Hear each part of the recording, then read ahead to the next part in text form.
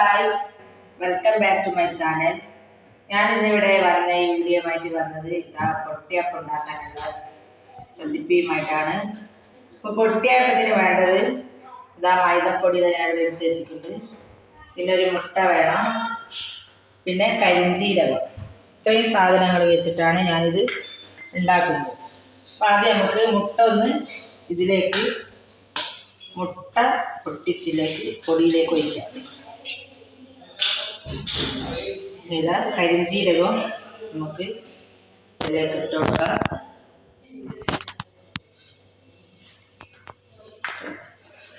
ഞാൻ ഉപ്പും വെള്ളത്തിൽ ഉപ്പിട്ട് വെച്ചതാ. ഇതും ഒഴിച്ച് നമുക്കിത് നല്ലോണം കുഴച്ചെടുക്കാം. പരത്താൻ പറ്റുന്ന അതേ ടൈറ്റിലായിരിക്കണം, അതേ ലൂസിലൊന്നും പറ്റൂല. അപ്പം നമുക്ക് പരത്തി എടുക്കാൻ പറ്റുന്ന അതേ ഇതിൽ നമ്മൾ പൊടി കുഴച്ചെടുക്കാം.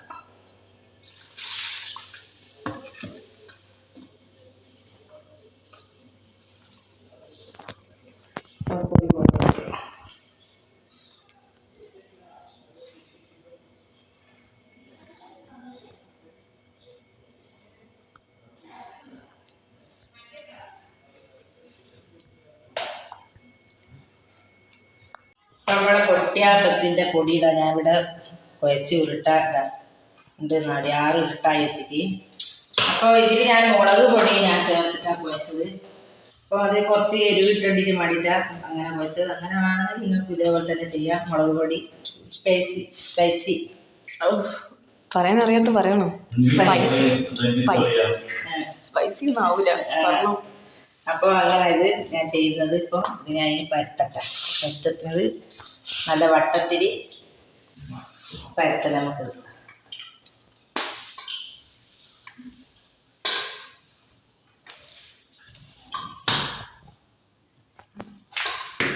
ഇത് കരിഞ്ചീരകം ഇങ്ങനെ പരത്തിയിട്ട് നമ്മളെ ഈ കുളയിൽ കരിഞ്ചീരകത്തിൻ്റെ മുകളിൽ തട്ടുന്നവരെ ഇത് പരത്തണം. എന്നിട്ടാൽ അധികം കട്ടിയായാൽ ശരിക്ക് പൊട്ടിയാകുമ്പം പൊട്ടൂല.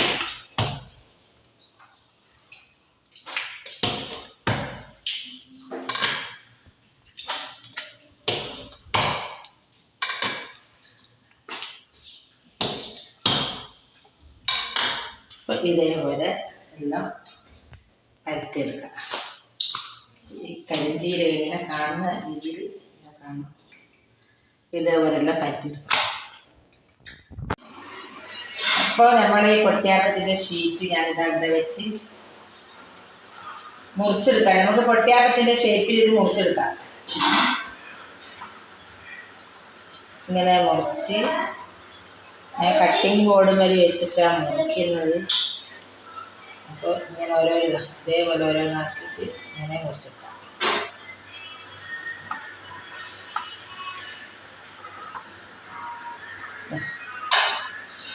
ഇതേപോലെ ചെറുതായിട്ട് മുറിച്ചിട്ടെടുക്കാം.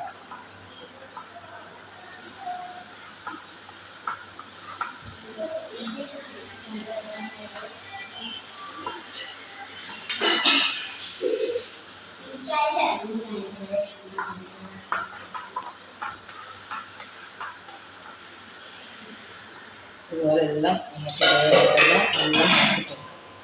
അപ്പം നമ്മുടെ എണ്ണ ഇവിടെ ചൂടായിട്ടുണ്ട്. ഒരു ചട്ടി വെച്ച് എണ്ണ വെച്ചിട്ടുണ്ട്, ഓയിൽ. അപ്പം ഇതിലേക്ക് ഇനി ഇട്ട് കൊടുക്കാം. നമ്മളെ പൊട്ടിയാപ്പം പൊരിച്ചെടുക്കാം.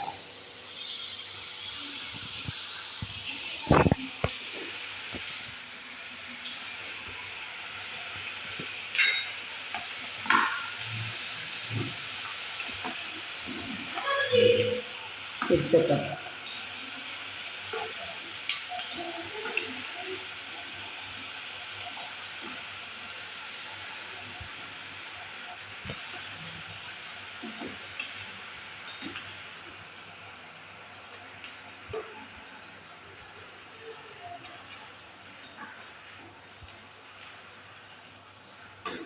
ഇതപ്പുറം ഇപ്പുറം തിരിച്ചിട്ടോട്ട് നല്ലോണം പൊരിഞ്ഞ് വന്നാൽ നമുക്കിത് കോരുന്നത്.